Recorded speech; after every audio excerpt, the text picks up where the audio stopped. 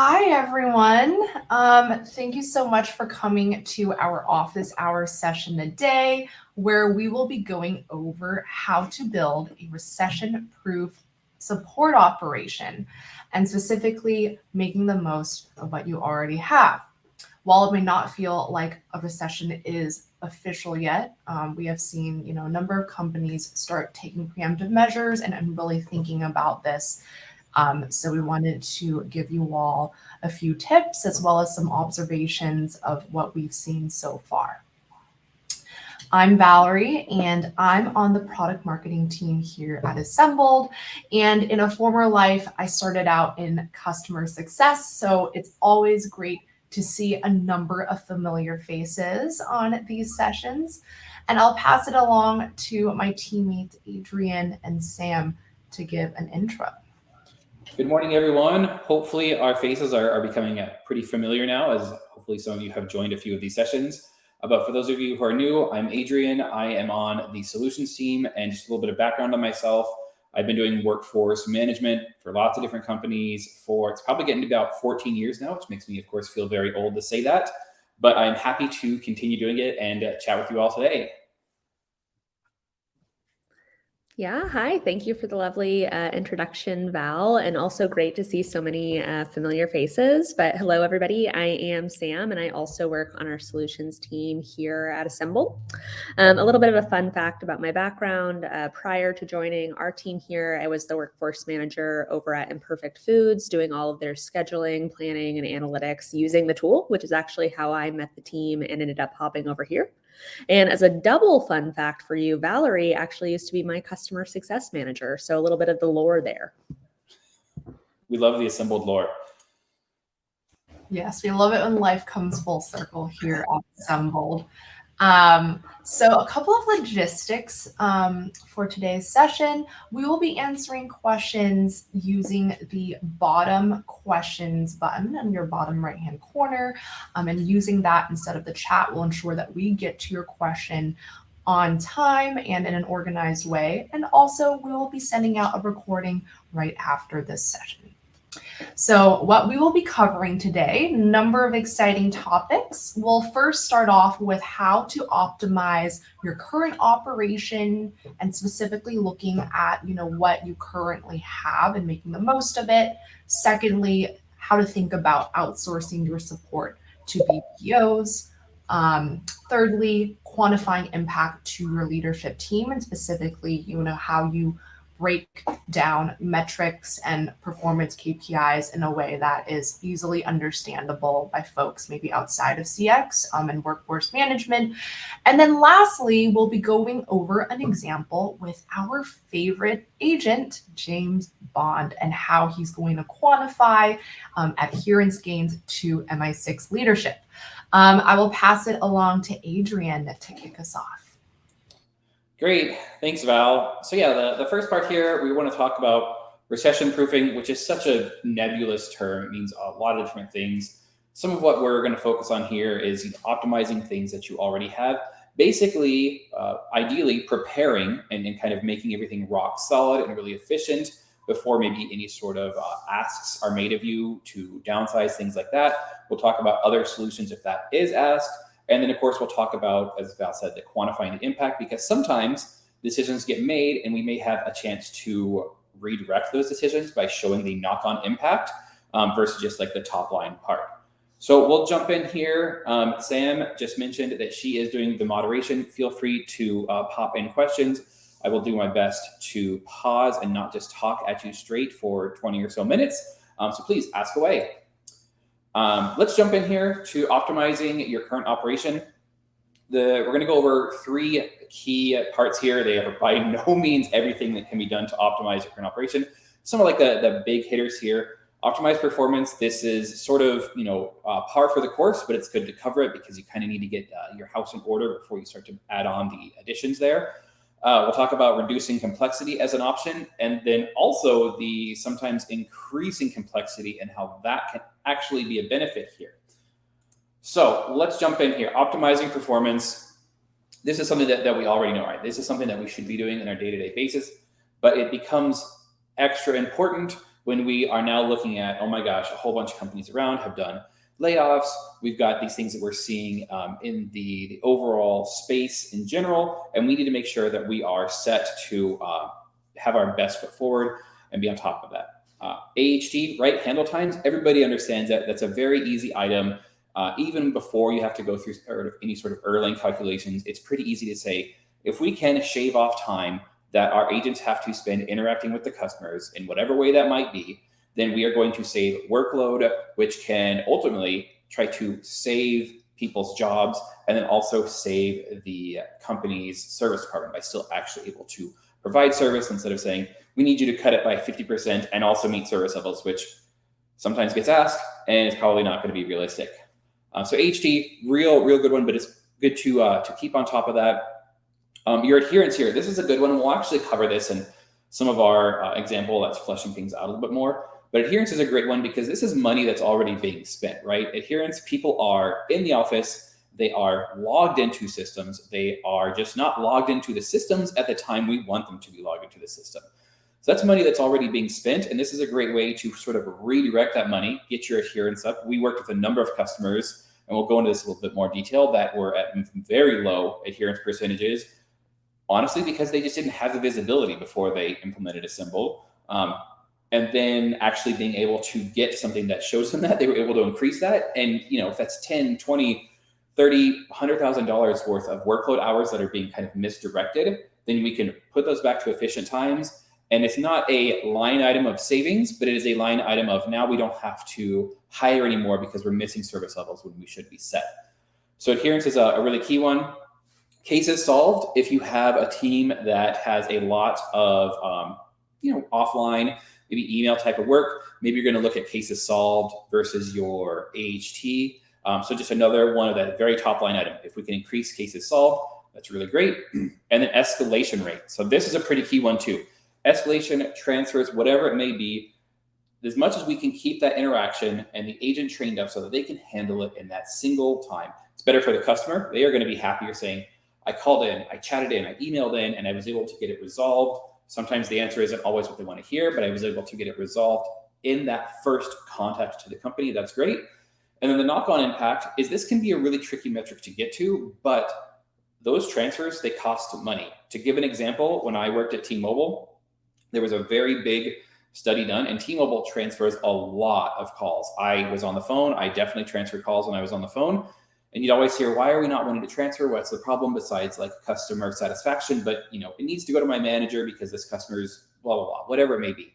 Well, there was a huge study done at T-Mobile. This was many years ago, but it turns out that it was $15 of added costs between everything down to, physical equipment to, salaries needed to transfer a call. So it may not be $15 for every single interaction, but it is a metric to look at, and it does actually show that these do add on to costs as well as the knock-on impact of customer experience. All right, but jumping in a little bit deeper now, we've covered some of the top line, things that you would expect. You got to kind of get your house in order. Let's talk about reducing complexity. So big one here is reducing or deflecting contacts. Sometimes we've got automated support offerings through the IVR. These are really good ones to do, but you don't want to go too far down that path. We've all been in that situation, right? Where you call in and you're just stuck in this maze of IVR. So you're on the phone and the IVR is asking you, press 1 for this, press 2 for this, enter in your number. Hey, did you know that there's our website? And then they just spit out information and you're like, I just need to talk to an agent. I think there's a website out there of get to a person or something. So we're all pressing 0 or pound or whatever the secret code is there. So these are good things to implement, but not an end all and some endless maze to trap people in, because maybe you'll reduce contacts. But if your churn is going up with your customers and their satisfaction is going down, are you really solving it, or are you just kind of robbing one side to solve another problem over here? But definitely good to look into. Having some of those automated support, like the IVR things, are great if you have that in place in general. As a knock-on impact, if you do have any sort of impacts coming up, once again, I'll go back to my T-Mobile example here. We used to have, unfortunately, times when markets might go down. So maybe the entire Chicago market is down. And because there was already an IVR in place or some sort of gating method to get people into the system. We could just put up a quick 5-10 second message saying we're aware of the issue, no need to call in, that's why there's high hold times, and it just deflected a lot of volume. A little bit of a one-off there, but something to consider when you are looking at implementing some sort of system like that. Another one here is adjust your service level targets. So when this goes back to my time at Stripe and we were doing chat, and we were having a lot of problems with meeting SLAs for chat. On paper, the numbers were getting close, but we were having to hire a lot of people to get there. And then what I led and we decided to do is we looked at, we're already sort of holding longer than we want to for our chat targets, but is our customer satisfaction actually going down? And we ran a study for a while, looked at data over a number of months and realized that we could take and put on another 20 or 30 seconds of hold time and reduce our SLA target. So it's now not as fast. And when we looked at the data, our customer satisfaction scores, there was a very clear trend of the customer satisfaction was about there. And then after about 30 seconds more, it started to drop off. So we went maybe 80% towards that target and decreased the service level requirements there, which, right, we all know what that's going to do. That's going to immediately decrease the amount of workload needed. Therefore, we didn't have to go out and hire anything more. We didn't have to spend anything more. We just adjusted a target. It's our own target. We're not sharing that service level with customers. We just adjusted that target. People waited a little bit longer, but there was no knock-on impact to any other metrics. So win-win overall. Kind of looking at something else we can do, reduce what agents, they're required to do in each of these interactions. So this is an interesting one. Obviously, we want to keep that interaction one and done, but there are times that there may be extra account reviews or just other things that are being asked of your agents. And this is a little bit of a sneak peek for what we're going to talk about with increasing complexity. But things like account reviews, or maybe there's upselling, stuff like that is being asked. This is an avenue if those are already things in place beyond just the normal being very nice to your customers and doing the support. And those extra things, you can talk to your leadership. And if we need to cut costs, we need to, take out 20% of the budget here. Well, maybe instead of 20% of the budget being people, which is an easy thing to jump to, it says, why don't we reduce what we're asking agents to do each time, see how that hits customer satisfaction, and that'll take out some workload and save us money. We don't have to lay people off. It's just a better thing overall. A couple more here, and then I will open it up to any sort of questions. Self-help, those user forums, they're great. They can take a lot of upfront, but they can pay off huge dividends. This goes similar with knowledge-based software. These a lot of times can be kind of tied in together, where a forum can have, hey, did you know you can search? And it kind of hits the knowledge base. The knowledge base as well, if you don't have something like that and you're just using a loose collection of information spread out in docs, or even worse, just tribal knowledge as you're getting everything set up. The knowledge base is great, and the software has really turned a corner where knowledge bases aren't just internally anymore. They will go through and they will actually help you curate this stuff so that it is also customer facing, because at the end of the day, there's probably very little, except for some very maybe mechanical or like stuff you have to do with the system, very little stuff that you can't also surface to the users to try to give them some self-help. We did this at T-Mobile, we did this at Stripe, done this at a number of companies where you kind of make that information external and internal, and you're pulling from the same database for 80-90% of that information. So that's reduced complexity. We also talked about optimizing there. So let me pause and see if any questions have come in while I take a drink of water here. All right, looks like we are good to go. So I'm going to jump on to the next one. This is one that I find is a little interesting. So we got a sneak peek of this on the slide before. We're just talking about reducing complexity, but also, or alternatively, increase complexity. So these were the two things that I mentioned before. The audits of the customer account. So if it is being brought in and said, hey, we need to reduce the X amount of workload, we can say, let us try. We'll run this training. We'll do an audit of customer account. This was brought in pretty heavily at T-Mobile and then really expanded upon when they launched the team of experts. And that was about the time that I was leaving there as well. But it was basically to make sure that when the customer calls in, it does take a little bit of training, but the agents on the back end are saying, okay, your phone has an issue and you have a cracked screen, so let's get you in for service. But at the same time, they're taking a look at the system, and the software was eventually updated.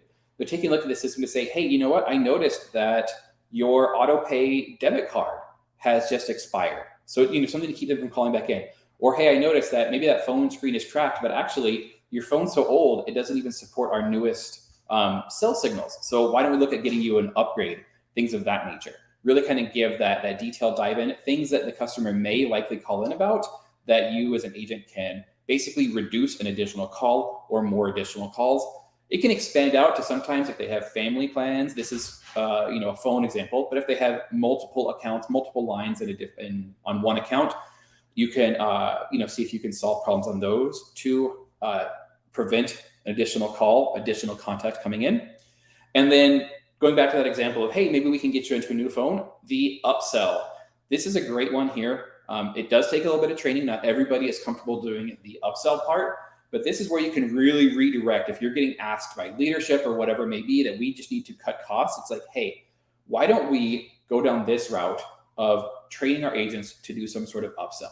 This is obviously not going to apply for every single kind of company, but if you can have that built in, you can say, we are now no longer just a cost center, right? Let's give an example that's wildly out there, but let's say it costs $1 million a year for your support teams, but you're able to get your agents through, do some upsell training, and maybe it's 50, maybe it's $100,000, maybe it's $1 million of upsell training because it's just something that was, an underserved part of the business. But it takes it from being just a pure cost incurring department beyond the obvious of like preventing customer churn and keeping their satisfaction up. But when people look at it, it looks like, oh, we're just sending a whole bunch of money there. What are we getting out of it?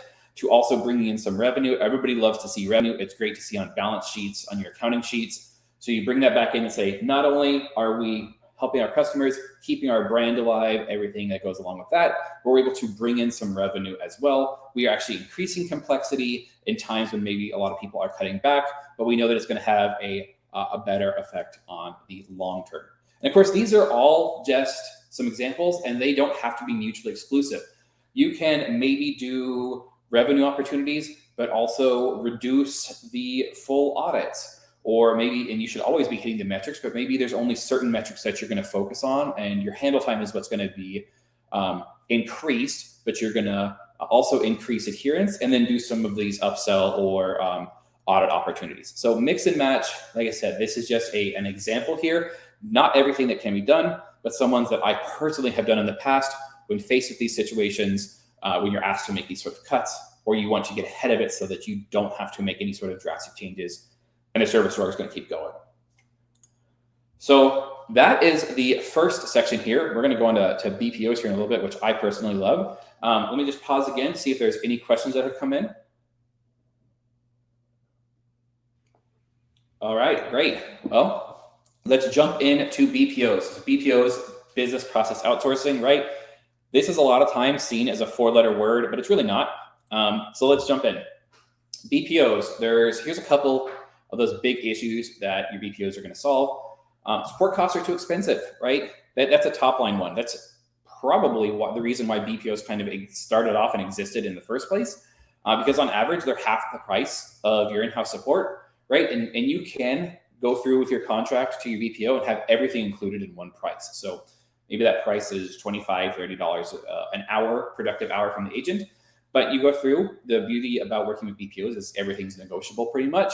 But you can have everything included in your overhead. So you're like, wait, I'm just paying one price and I'm getting literally from everything from the person changing the light bulbs all the way up to support for there and everything in between. Like, this is great. It makes it a lot easier. You don't have to worry about those logistics. They're going to handle that. Another thing here, staffing in-house is often inflexible. And there's a couple different reasons for that. One, it just takes time to hire people. And two, we want to be good to our staff. Our staff is what's keeping our business alive. So we don't want to just say like, okay, well, this week you work 10 hours and next week you're going to work 40 and then it's going to drop and we need you to change all the time. Or we need to quickly ramp up and ramp down.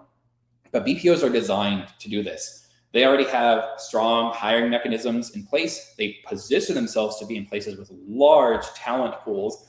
So they have a lot of people to pull from. And of course, they're built to efficiently flex their staffing, up or down. So it may not be a bad thing to say, you know what, we're going into a holiday week, we're going into whatever, we're going to see a reduction in our contact volume. So BPO, we need you to reduce maybe for a couple months, and then it's going to come back up. That's great. Depending on your contract, they may have people that have already agreed to part-time. They may be able to just move people from your contract to another contract, keeping them employed, not having to lay anybody off. There's lots of different things that BPOs can do.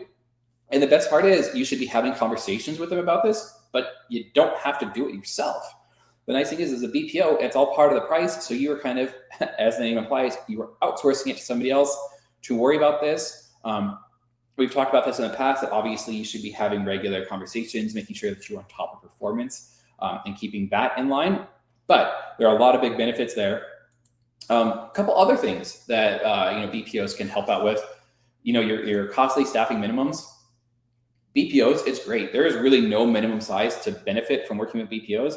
I have personally seen times when it has literally been single-digit outsourcing. I'll give an example of that. At Stripe, as we were expanding out to different markets, we needed to support the Japanese market. It's a very tough language to understand. There was not a actual full-on office out there at the time. So we worked with a BPO, and we had, when we started, 6 agents there. So I've seen it firsthand. It can be very small. You can work with BPOs at any size. On the flip side, when I was at T-Mobile, we had upwards of 14,000 BPO agents, and that's not even the largest company out there. So anything and everything can be done. Don't worry, oh, we're too small, we can't even approach it. Try it out. And then actually carrying on with this too, the Japanese language, this is a great one. Those niche departments are hard to hire for. We would never have been able to hire people that spoke Japanese just because we weren't in the country. Sometimes there's a very specific skill sets that also are super hard to find. That's what BPOs are set up for. Some of them are just set up to be able to get a lot of people who can do general support. Some are set up to provide a very, very specific, very niche type of support. Maybe they got all their licenses, all their regulations already lined up. So then you were just contracting out that work. The nice thing is, when you look at BPOs, don't think of it as a 4-letter word. Realize that outsourcing is everywhere. When you go to the airport, a lot of those people working at the airport, for better or for worse, probably don't work directly for it, and they are being outsourced to another company. It's everywhere. You can do it for niche types. You can do it for different languages, different sizes. This is a really good one. Now, we're talking about outsourcing to BPOs. Obviously, this is a big undertaking. It's something you're going to have to get stakeholders to buy in on, but it's one that you should at least look at. One way to position this, back to the recession proof, is say, hey, we want to explore going with a BPO. They're going to be half the price. This is great. Our internal team can then focus on being that tier 2, when things do need to get escalated, or if you have that like priority, that special queue, they can work on being that. And we'll just let natural attrition take the people out internally. You don't have to let anybody out. If natural attrition happens, hopefully it's positive. Sometimes it's not, and it's negative. And we just let them naturally kind of whittle down. They get more focused, they get more specialized, and the BPOs handle a lot of the volume work. And then we have a good bifurcation of the volume there. So just a good way to use BPOs. Didn't cover everything at all. I don't even know that I got near that iceberg to not even get to the tip of the iceberg with BPOs, but just something that should be considered. It's a big undertaking, but can have a lot of knock-on effects there. I think there were a couple things in the chat. Were there any questions for me? Okay, looks like at the BPO webinar, great, and Val answered that. So cool. Let me jump on to quantifying the impact of leadership. So this is where the rubber meets the road, right? We're talking about all these things, but leadership by design cannot have intimate knowledge of every single department because it just physically can't be done.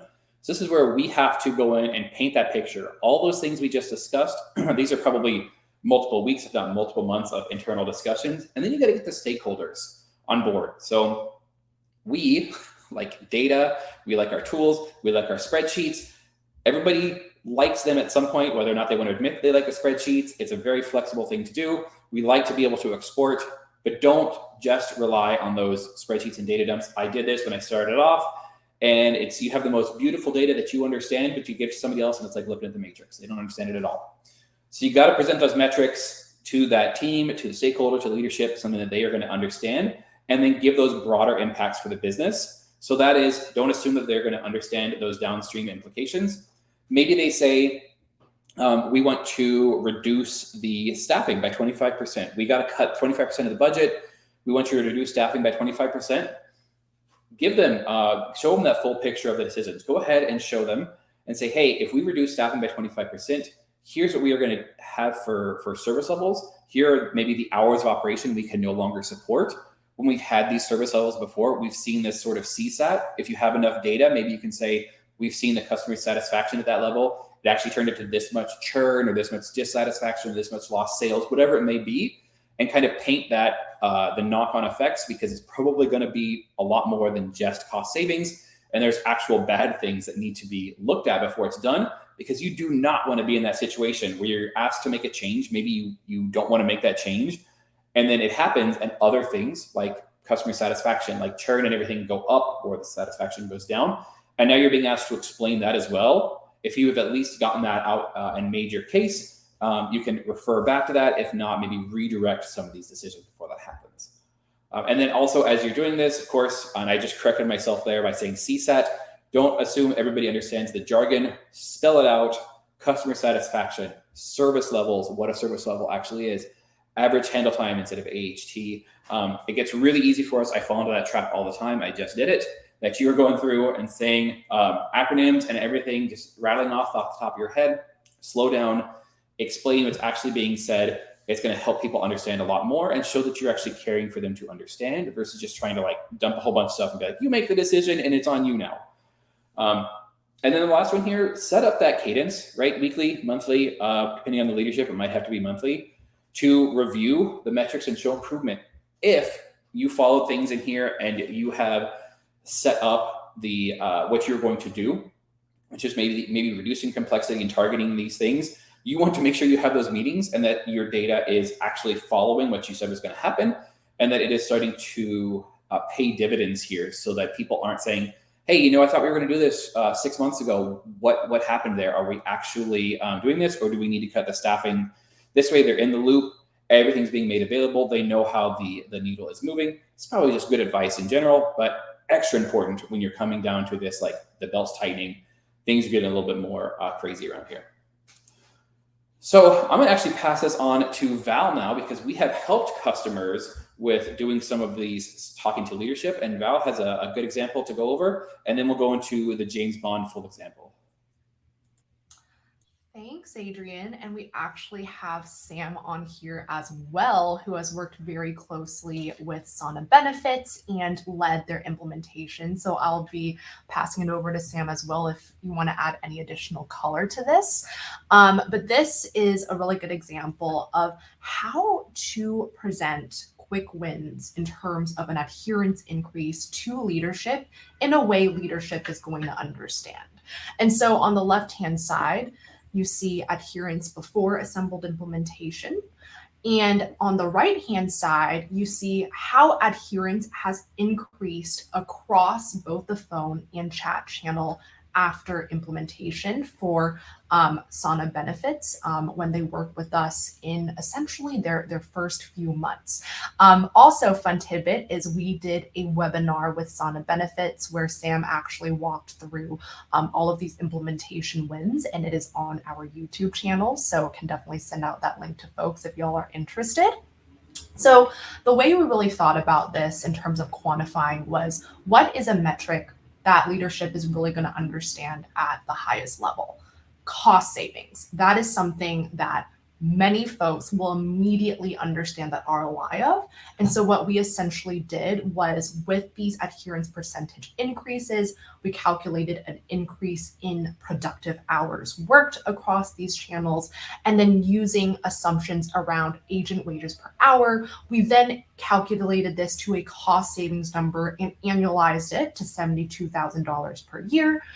We then further outlined the implications here, right? So really thinking about how many additional hours were gained across these channels per week, as well as the broader implications of what an increase in adherence means for, one, being able to reach more customers, on chat, and so having fewer abandoned customers, ultimately resulting in an increase in CSAT as well when you're able to get to customers in a timely manner, less revenue loss, and improved budgeting accuracy for the team more broadly.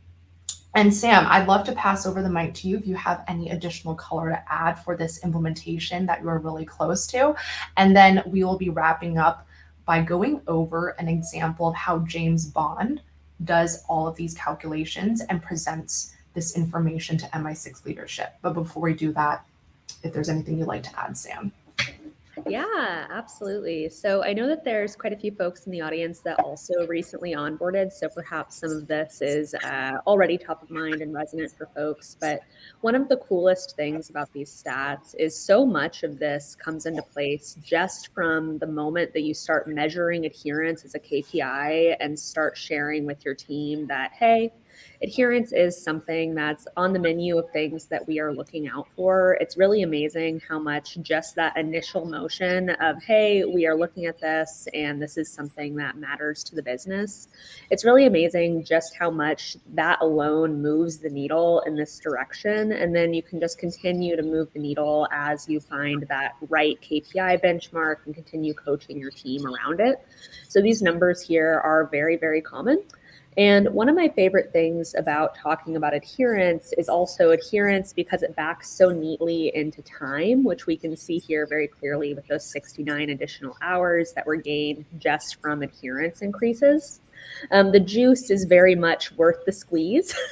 So to speak, for focusing on adherence, just because you can gain an additional, in this case, 69 man hours that you're already paying for, that's already baked into your budget, just from having these conversations. So there's quite a big ROI, actual dollars component to this, that if you check out the Sana Benefits webinar, you'll also be able to see a little bit more about those exact calculations. But yeah, this was a really fun one, and excited as ever to be working on implementation with folks like Sana. Fantastic. Thank you, Sam. All right, so we'll be moving on to the final example. But before we actually do that, great reminder slide here. Any questions from the group more broadly?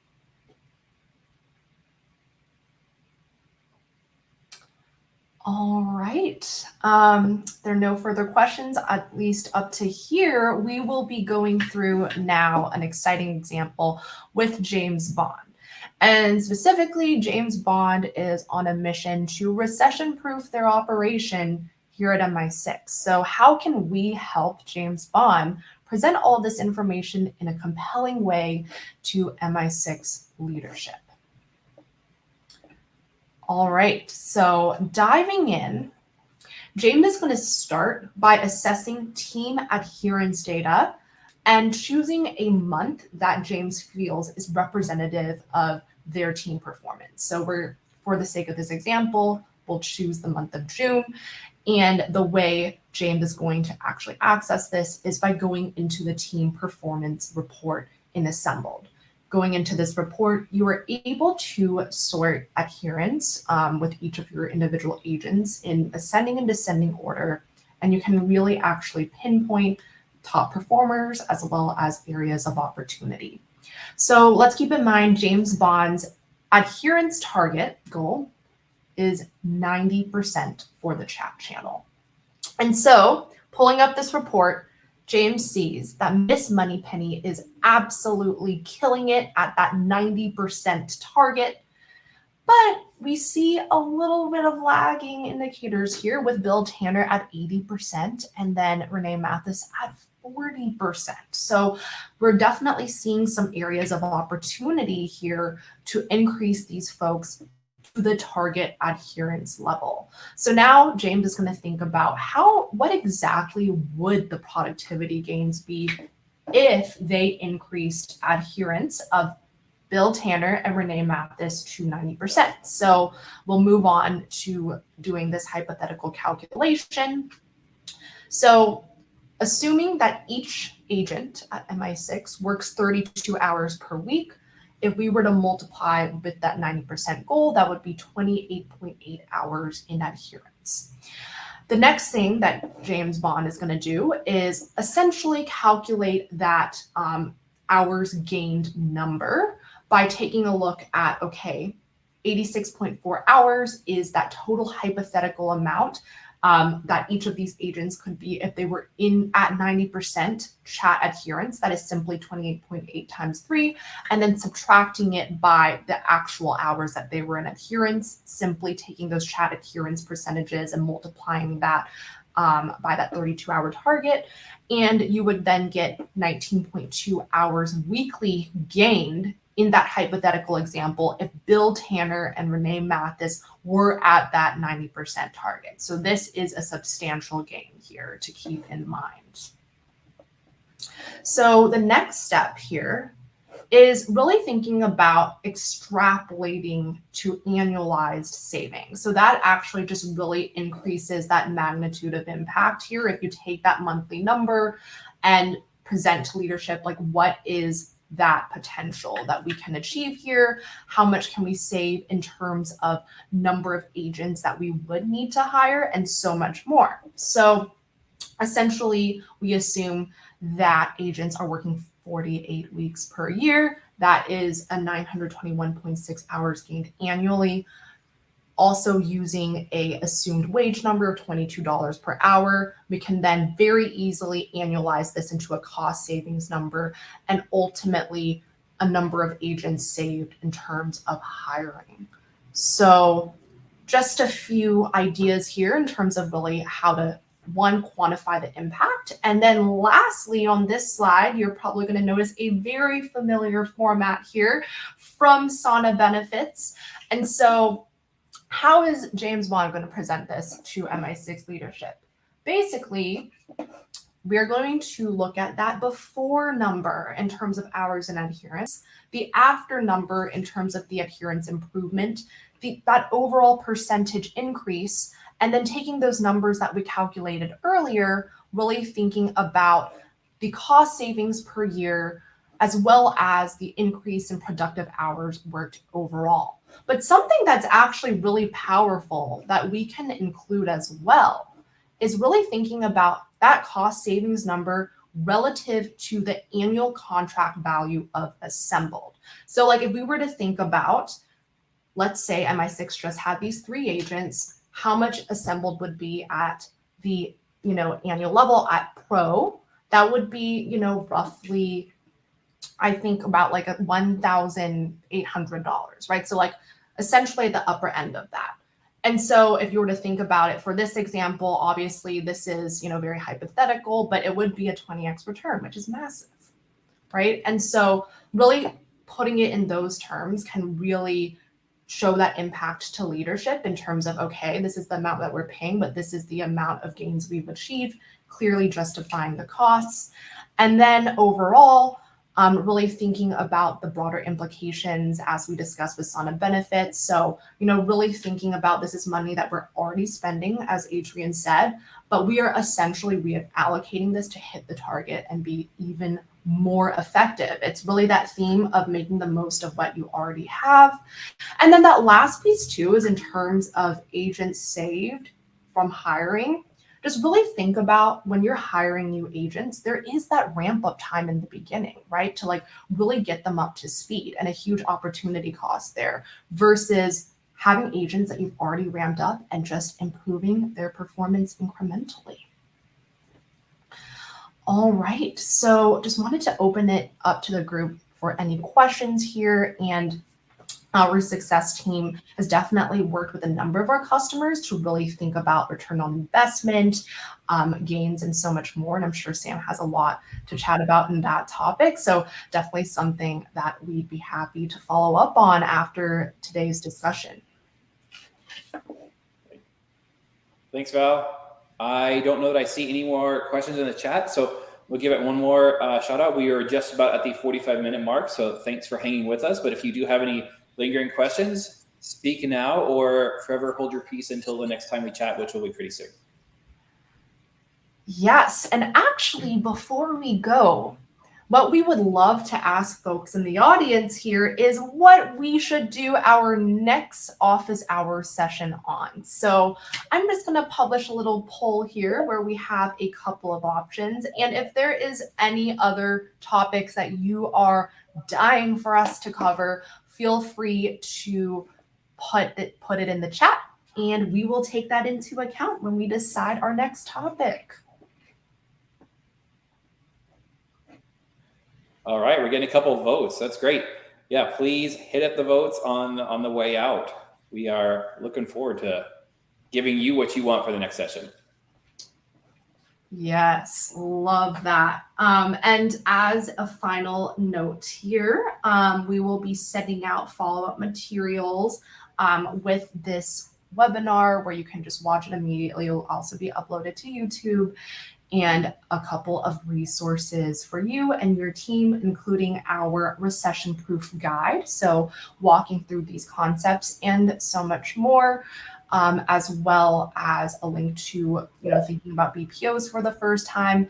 And then as for the upcoming BPO webinar, that will be released in the next month or so. So we'll follow up with the group on that. And that actually goes into so much detail on the general landscape of BPOs, the evaluation process, really thinking about the RFP, and so much more.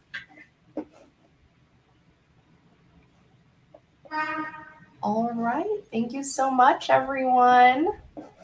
Thanks, everyone. Looking forward to seeing you all in the next session.